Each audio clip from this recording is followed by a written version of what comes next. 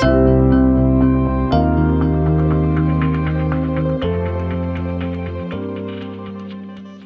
to Culture Couch Live. We've got James, Carly and Mel. How are we all? Good? Hi, Ruzi. Yes, we're good. Congratulations to you this week, Ruzi, on becoming a grandpa. Very exciting. Yes, thank you very much. Very exciting. So, what are you going to be called, grandpa or granddad? Or it's funny because we had this discussion. I thought the child always sort of picked it. I don't know why I thought that. Like the first thing that came out of the kid's mouth was pop or poppy or pa or something like that. But I've been told, no, you pick your own name. And I'm like, I'm big on nicknames. You don't pick your own nickname, so I've been challenged a fair bit by Tammy and Dylan and Kat. I've come up with Pappy, I think. I like Pappy, so it's got a bit of a, Pappy. It's got a bit of a ring to it sort of thing. So I'm hoping. That's cool. I like it. Yeah, but I want the kids got to like it though, because I'm big into. Kids not going to talk for another 2.5 years, Rosie. So you've got a while to wait. I don't know why I did think the kid picked the grandparents' names, but anyway, maybe it's when they fumble over. Maybe it's when they fumble over that little name where you get renamed. So maybe I'll be renamed. But no, very exciting. Congratulations to Dylan and Kat and little Rainer. Well, when I say little Rainer, he was 10 pounds 14. Oh wow! Okay, yeah, he's a unit, and 22 and a half inches. He's on the 99 percentile. So he's born 28th. And I was going to take the footy over this week because he's that big. But do you reckon? I don't know whether he'll be able to catch it yet. But never too early. Never too early. Well, I did make a dad joke because Dylan said, "Bring the basketball over. We can teach him to shoot." I said, "Well, why don't we just teach him to dribble? Babies are good at that." Oh, nice. All right, it's a good way to start the Culture Couch Live. All right, we haven't got enough time to talk about culture, so we'll catch you guys later. I passed around an interesting article, I think, during the week, and we're always into the podcasts and the articles. And one thing that I think struck us all was a current CEO, and he mentioned as he was coming into the workplace, one of the most fascinating times for him when he would run into the CEO and have a little bit of time. He said, look, it didn't happen that often. So what he thought he would do during the pandemic and post is offer, I think it was a Thursday or Friday, come and have lunch with me in the boardroom. But the problem he's found is no one's turning up. So it's fascinating. I guess we've talked a little bit about the hybrid workplace, but we'll touch on that. But it was more around that learning experience. And it really sort of struck me that when you go into anywhere, I mean, certainly the ability for me to talk to Robert Walls, the coach, the CEO when you go in. And I think he was quite surprised, Carly, the fact that no one turned up. What does that say about, not just, I expect it's probably not that abnormal, but what does that say to you? Well, so the article says in the 8 months that he sat waiting for people to come to have lunch with him every Tuesday, a total of 10 people attended. So most days he sat and ate his sandwich on his own. So thinking of it from that point of view, I think is quite fascinating because you're right. You learn from the people around you. And I remember, when I was running the workplace, even just to hear people having conversations with clients and how they would do things, you would pick up on things that maybe they needed help with or things that you could explain to them a little bit better. And you can't do that, obviously, in the Zoom environment. And again, if you could have lunch with the CEO, most people would be great. I could learn a lot from them. Relationships are so important. But in the COVID environment, obviously people are worried about their health. They're worried about the health of the people around them. And it's not as convenient. And that's particularly for the introverts, James. I think that's a really interesting point of view is that, we do a lot of work on profiling and introverts are probably much more happy to sit at home in the comfort of their environment rather than extroverts. So then that adds that extra layer to it. But the learning that you get from the people around you is a really big impact that I think we're losing by having people at home. You just don't pick up that extra little tidbits along the way. I think there was a point, Macca. I think Macca, sorry, and I'll get you to talk about the profiling piece as well, Macca, but I think that was the point that hit me. He was really worried about that transfer of information. And you and I from the same era. My first job was at the AMP. Obviously, football was where I found the passion, but I worked for pretty much my whole time until I went to Sydney. So those exchanges, that was his concern, wasn't it? You know, and I guess to your question to you first, before you jump onto the profiling, is how much did you learn just with that interaction within the workplace and talking to bosses? And because when you come into work, you know, you're either 19 coming out of high school or more probably normal now to 22, 23 coming out of college, but you still don't have a great wealth of knowledge, do you? No, look, I think where I remember my start to my career, it is a long time ago, but there was plenty of structured learning, you know, organized learning, but there was also just a majority of it was the incidental learning that Carly referred to. You watch the way someone answers a phone or makes a call. You watch the way someone, you know, greets and meets a client or engages with a client.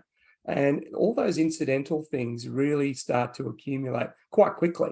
I don't think it matters what profile color you are. It's just that role modeling piece that goes on.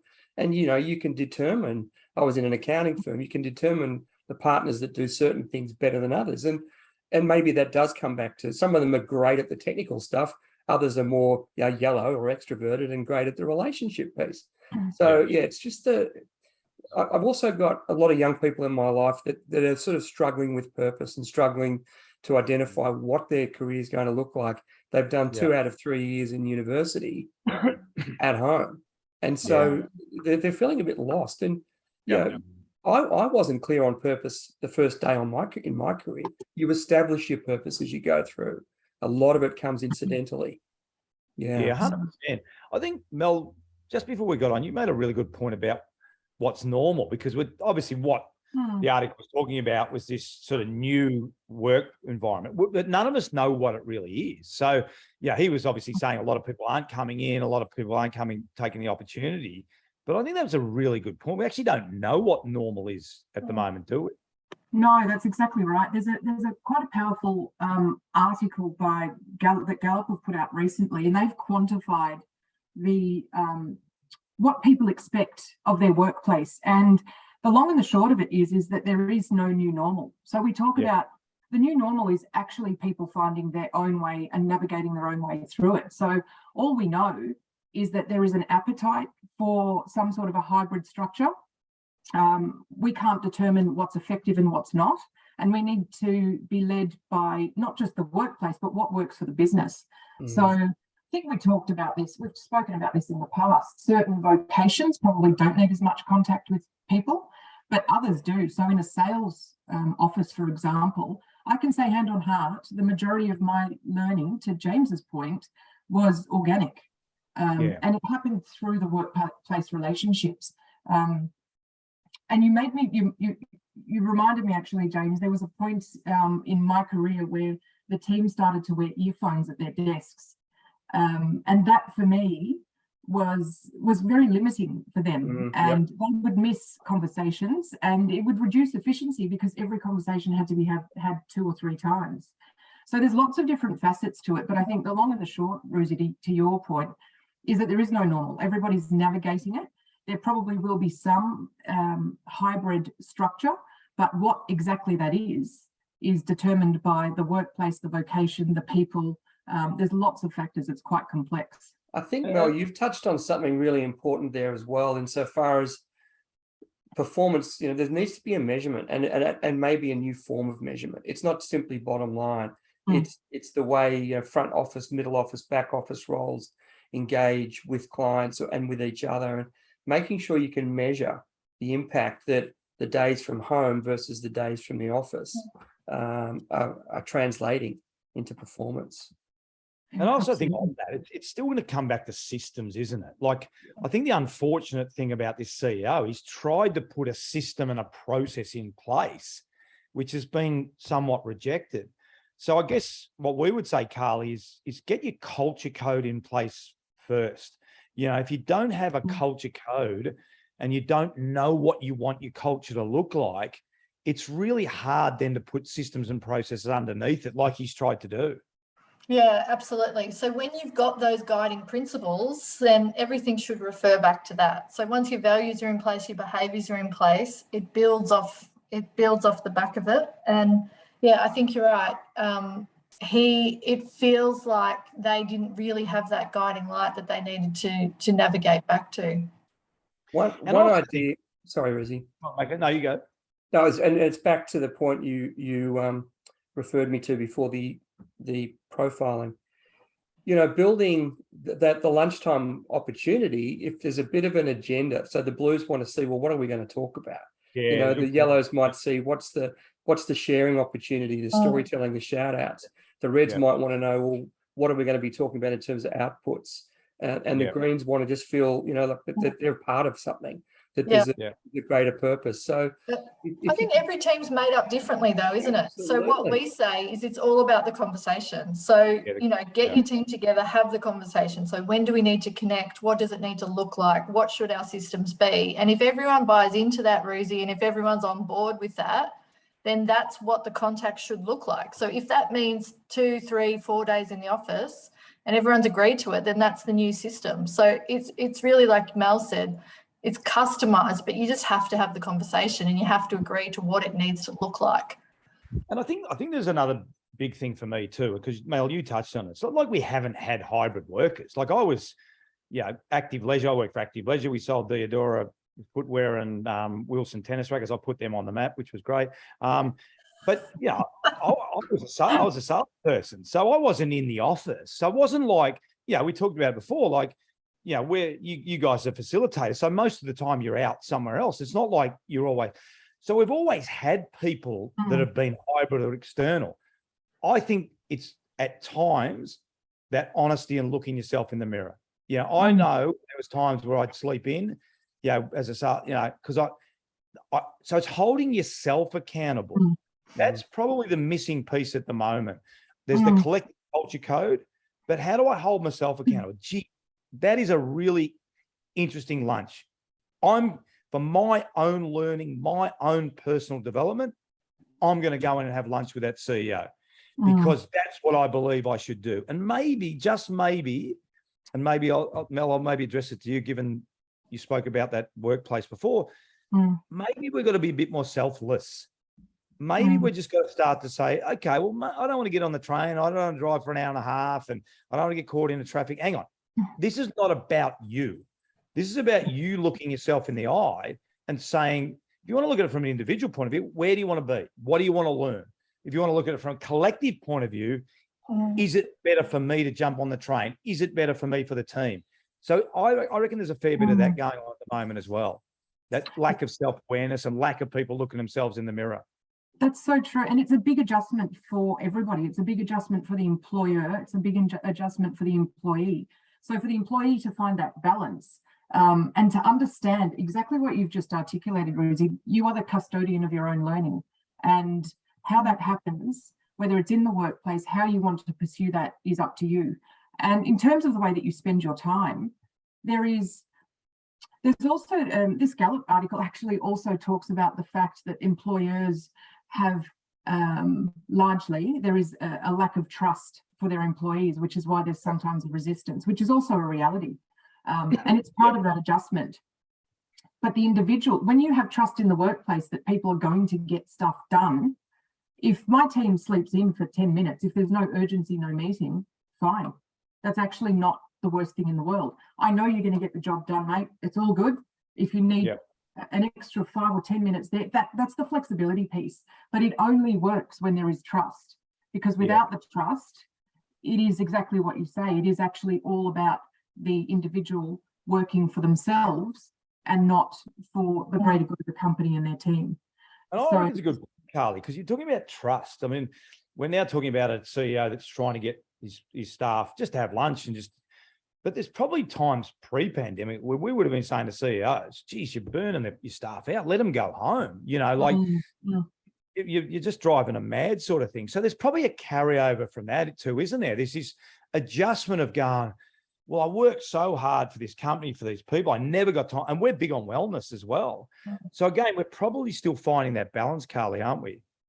Well, the burnout through the pandemic was enormous, and I think we're seeing the effects of that now. And to be honest, with our clients, a lot of them we're talking to every day, and they say, my team is just still exhausted. And that's because, the workplace blends with home. You don't get a break. You just go the whole time, and you just merge from one to the other and back again. So yeah, I think you're right, Ruzi. But even that traditional view from, you know, back 20 or 30 years ago, when if you couldn't see people typing at their desks and they weren't being efficient enough, you know, we're still adjusting from all of those things that, you know, is it, if I see someone going out and getting coffee and building relationships, oh, they're wasting time, what are they doing? But that coffee and that relationship is really valuable to the business and is probably expediting the results that you're getting at the other end. So it's all about, you know, moving and changing those perceptions and agreeing within the team and the business on what's important to you to get that ultimate high performance. Yeah, probably just to finish off, and again, we're not wedded either way, to be honest, but we would always say, go back to your culture code, have the conversations, what does it look like? But I want to finish with each of you. So what's the main thing, Macca? You have to pick one thing from being in the workplace every day, 5 days a week, you know, grinding away. What's the really one lesson that you feel, geez, if I hadn't have been in there, I mightn't have got that? Is there one? I'm going to ask, and I'll follow up with Carly and Mel as well. Look, I mean, and I think I've touched on it, but for me, it was all of the the benefits of incidental learning, the water cooler, the photocopier, you know, doing all sorts of menial stuff, but also just watching people, the way they, with a few more years of experience, behaved, and absorbing that and actually just borrowing that, you know, taking those behaviors, how communication was structured and organized. But I think, look, there's no one size fits all. For me, that's the big thing that I'd be missing right now is the social and the incidental stuff. Yeah, I agree. I think the social stuff, you know, so we don't have a lot of time to talk about what you did on the weekend or what your family's up to, but you get those little pieces of information just through the incidental conversation, and that helps you build the relationship. So it's easier to build the relationships because you don't have to put that structured time in. So that's not to say you can't do it, but it's just a different way of managing that now as we're in a different world. Yeah, and you, Mel, if there's one thing above all? I think for me, it's take active steps to learn and use your environment for that. So there are always opportunities to learn, and it might be as simple as, can I come to that meeting with you? To somebody, to a leader or somebody you admire in the way that you work. So I think there's always an openness for that. So also look for those opportunities. I think for me, I grew a hell of a lot through that process, and we had an understanding in the workplace as well that you could always ask to go to a meeting with somebody to learn, and that for me was invaluable. Yeah, it's a great point, isn't it? Because you see them walk past the office. Oh, where are you heading, Ruzi? I'm just going out to duck out and see Smithy at XYZ Advertise. Do you mind if I come? I knew him from 3 years. Oh, yeah, just jump in the car. Yeah, that's awesome. So, look, again, we're not wedded either way, but it's more on the back of the conversation of the CEO, and he was quite surprised that only, was it 10 over 8 months, Carly, that chose to have lunch with him in the boardroom. For me, you know, the connection piece, you know, I didn't enjoy working at the AMP as a young bloke trying to make his way, but they had a gym there, a table tennis table, a TV downstairs, lunch. You know, you'd sit with your mates, your peers, but you'd also see someone who'd been there for 20 years and have lunch with them. And yeah, look, it was definitely, even though I didn't really like the work, I didn't dislike going into work, if that makes sense. Yeah, no, that makes perfect sense. I actually liked going into work, but I didn't love the work, but I loved going into the office. So yeah, but yeah, great conversation around the CEO. Really, really fascinating. Thanks for joining in. Thanks, Macca. Thanks, Carly. Thanks, Mel. Thanks, everyone.